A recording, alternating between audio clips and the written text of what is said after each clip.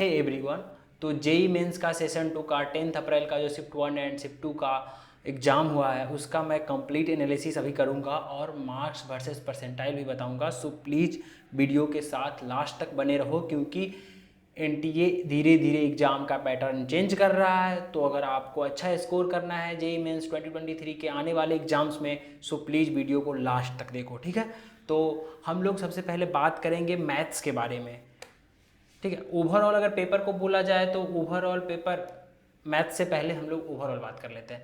Overall paper shift 1 पहले जैसा ही है, जैसे था, मॉडरेट बोल सकते हैं, मॉडरेट, इजी टू मॉडरेट, लेकिन ज़्यादा मॉडरेट साइड में। हाँ, अब पहले शिफ्ट 1 का बात करेंगे, फिर शिफ्ट 2 का बात करेंगे।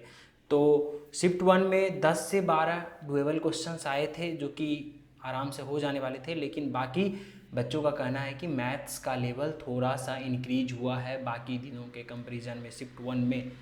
और कहाँ से कितने क्वेश्चन थे, तो वेक्टर एंड 3D से 4 से 5 क्वेश्चंस थे।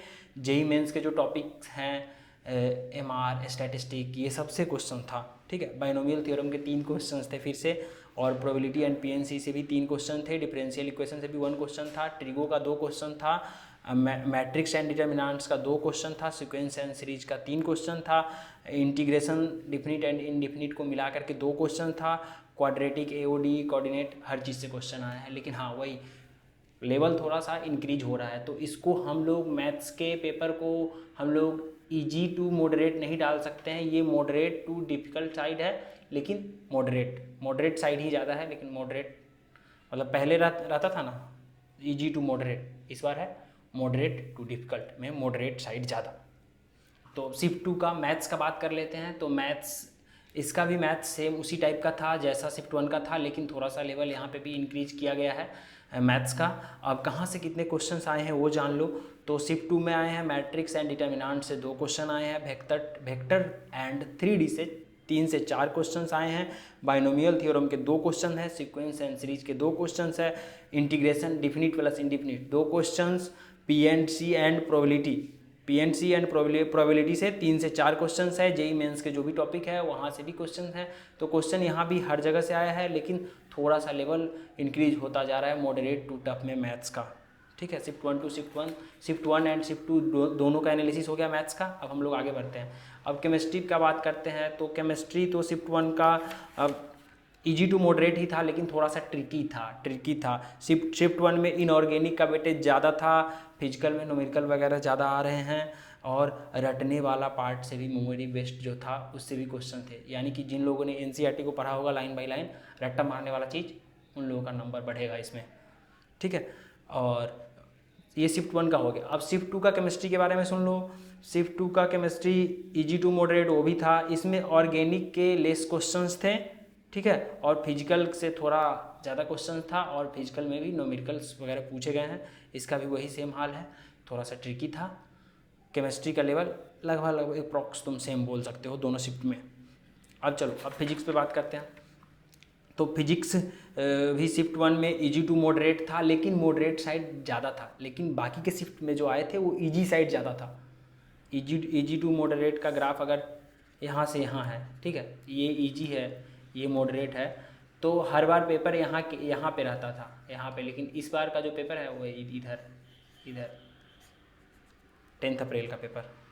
दोनों पेपर का लगभग अप्रॉक्स यही कहानी है। फार्मूला बेस्ड भी क्वेश्चन थे बहुत सारे, ठीक है, unit dimension, EMB, modern physics, हर जगह से क्वेश्चंस आए हैं, ग्रेविटेशन वगैरह हर जगह से क्वेश्चन आए हैं। तो इसका पेपर 1 का यही हाल है। पेपर 2 का क्या हाल है, तो पेपर 2 में भी हर जगह से कम्युनिकेशन वगैरह, करंट वगैरह हर जगह से क्वेश्चंस आए हैं। पेपर 2 का भी यही सेम पैटर्न है, कुछ भी खास नहीं है बताने को जो कि मैं आपको बताऊँ, ठीक है। अप्रॉक्स ऐसा ही है, बस धीरे धीरे थोड़ा लेवल इंक्रीज हो रहा है। और जान लो, फिजिक्स केमिस्ट्री को छोड़ के सारे ओवरऑल मतलब एनटीए धीरे धीरे पेपर के पैटर्न को थोड़ा शिफ्ट कर रहा है, किधर, जिस साइड से क्वेश्चन ज़्यादा नहीं आए हैं उस साइड में। क्योंकि देखो, शिफ्ट 1 में ऑप्टिक्स, फिजिक्स में शिफ्ट 1 में ऑप्टिक्स से बस 1 क्वेश्चन आए थे शायद। तो ऑप्टिक्स देखो कितना बड़ा है, उससे बस 1 क्वेश्चन आ रहा है, मीन्स ऑप्टिक्स से पहले क्वेश्चन आते थे। अब फिजिक्स उधर जाएगा जिधर से क्वेश्चंस कम आए हैं, बाकी सब्जेक्ट में भी ऐसा ही होगा। सो प्लीज़ अगर कुछ रिवाइज़ नहीं किए हो तो अच्छे से रिवाइज़ कर लो, शॉर्ट नोट्स वगैरह देख लो। ऐसा मत सोचो कि यहाँ से क्वेश्चंस नहीं आ रहा है तो इस पोर्शन को हम रिवाइज़ करके नहीं जाएंगे। ऐसा अगर गलती करोगे तो तुम्हारे पेपर में ठीक वही क्वेश्चंस आएगा। मेरे साथ ये हो के रखा है, इसीलिए मैं बता रहा हूँ। कोई भी चैप्टर का तुम एक पर्टिकुलर सेक्शन रिवाइज़ नहीं करोगे, सोचोगे अरे यहाँ से क्या क्वेश्चन आएगा, और तुम जाओगे एग्जाम में तुमको वही मिलेगा। मेरे साथ ऐसा हुआ है, इसीलिए मैं बोल रहा हूँ। अपने भाई का बात मान लो, इसीलिए पूरा रिवाइज़ कर लो शॉर्ट नोट्स के थ्रू जितना हो सकता है। नया मैं पढ़ने के लिए नहीं बोल रहा हूँ, लेकिन किसी को भी ऐसे ही इग्नोर मत कर दो, ठीक है। अब देखो, अब यहाँ पे 99 परसेंटाइल के लिए जो सारे सब्जेक्ट में है कितने मार्क्स इंक्रीज होंगे, मतलब कि जनवरी अटेम्प्ट में मैथ्स में जितने मार्क्स पे 99 परसेंटाइल आ रहे थे, तो अभी अप्रैल अटेम्प्ट में जो 10 अप्रैल का पेपर है शिफ्ट 1 एंड शिफ्ट 2, इसमें कितना मार्क्स का इंक्रीज आएगा। सेम फिजिक्स में कितना मार्क्स का इंक्रीज आएगा, सेम केमिस्ट्री में कितने मार्क्स का इंक्रीज आएगा। तो इस बार मैं हर बार बोलता था मैथ्स में थोड़ा ज़्यादा आएगा, लेकिन इस बार 5 to 15 same 5 to 15 and 5 to 10 marks का इंक्रीज आएगा। 99 परसेंटाइल में यही होगा। 99 परसेंटाइल इस सब्जेक्ट में अचीव करने के लिए इतने मार्क्स का डिफरेंस आएगा जनवरी अटेम्प्ट से, ठीक है। अब हम लोग मार्क्स वर्सेस परसेंटाइल देखेंगे, ठीक है। तो सबसे पहले 99.9 परसेंटाइल के लिए आपको 245 to 260 मार्क्स चाहिए। ये जो मैंने पीछे बताया 99 परसेंटाइल वाला, ये दोनों शिफ्ट में लगभग अप्रॉक्स ऐसा ही रहेगा, ठीक है। अब देखो मार्क्स वर्सेस परसेंटाइल में ये जो भी है शिफ्ट 1 का है, शिफ्ट 1 के अकॉर्डिंग है। शिफ्ट 2 में -2 to 4 number for shift 2। Shift 2 के लिए ये जो भी मार्क्स है, ये जो भी डाटा है, शिफ्ट 1 के डाटा में से 2 से 4 नंबर कम होंगे बस, ठीक है। और ये जो भी डाटा मैं दे रहा हूँ, पहले ही बता दे रहा हूँ कि ±10 मार्क्स लेके चलना है इधर, ठीक है। अब चलो 99.5 परसेंटाइल के लिए 215 से 225 नंबर चाहिए। 99 परसेंटाइल के लिए 190 से 200 नंबर चाहिए। 190 से 200 नंबर, ये इस शिफ्ट में 10 अप्रैल वाले में मे बी ये थोड़ा सा कम हो जाए, 185 आ जाए, लेकिन चांसेज है कि सारे मैक्सिमम पेपर में 200 टच करेगा 99 परसेंटाइल। 98.5 का 170 to 175, 98 परसेंटाइल के लिए 165 to 170। देखो ये सारा शिफ्ट 1 का हो गया, ठीक है, शिफ्ट 1 का।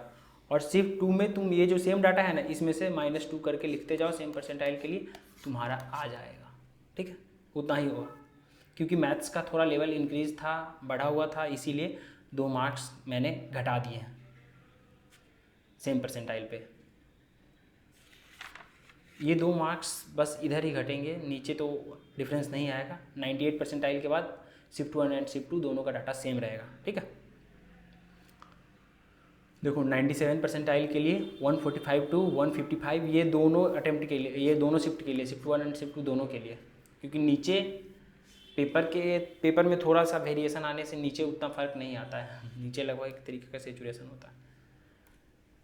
96 परसेंटाइल के लिए 135 to 140, 95 percentile 120 to 125, 94 percentile 117 to 120, 93 percentile 112 to 116, 92 percentile 107 से 112 नंबर, 91 परसेंटाइल 102 से 107 नंबर, 90 परसेंटाइल 90 से 102 नंबर, ठीक है। ये देख लो, यही है पूरा डाटा शिफ्ट 1 एंड शिफ्ट 2, ये दोनों शिफ्ट का है, मैं पहले ही क्लियर कर दे रहा हूँ। शिफ्ट 1 एंड शिफ्ट 2 दोनों का ये डाटा है।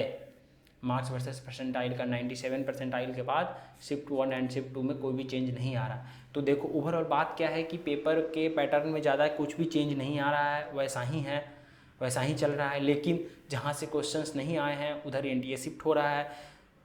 पहले जैसे कि देखो शिफ्ट 2 का मैं दिखाता हूँ। शिफ्ट 2 में वेक्टर थे, ये वेक्टर एंड 3D से हर शिफ्ट में 4-4 क्वेश्चंस आए थे, लेकिन शिफ्ट 2 में शायद 3 क्वेश्चंस हैं।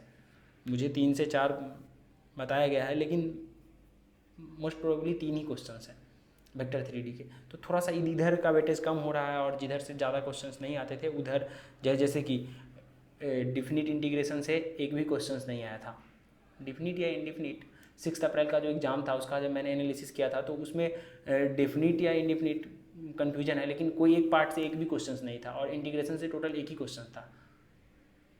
तो देखो धीरे धीरे उधर शिफ्ट हो रहा है, फंक्शंस वगैरह का भी वेटेज धीरे धीरे बढ़ेगा क्योंकि सबको मिक्स करके दे रहा था पहले कोऑर्डिनेट वगैरह से उतना नहीं आ रहे थे, लेकिन अब आएंगे। सो इसका भी ध्यान रखो, जितने तुम पढ़े हो पूरा को रिवाइज करके रखो, कुछ भी आएगा तुमको बनाना है। और पेपर टफ है इजी है डजेंट मैटर, तुम एग्जाम में जाके बस अपना बेस्ट देना। यहाँ का एनालिसिस सुन के वहाँ दिमाग मत लगाने रखना कि अरे पेपर तो इजी आ रहा था मेरे से क्यों नहीं बन रहा है। हो सकता है उस दिन का paper tough, it might be possible. So उसके लिए आपको डीमोटिवेट नहीं होना है, ठीक है। Thanks for watching, please subscribe, bye.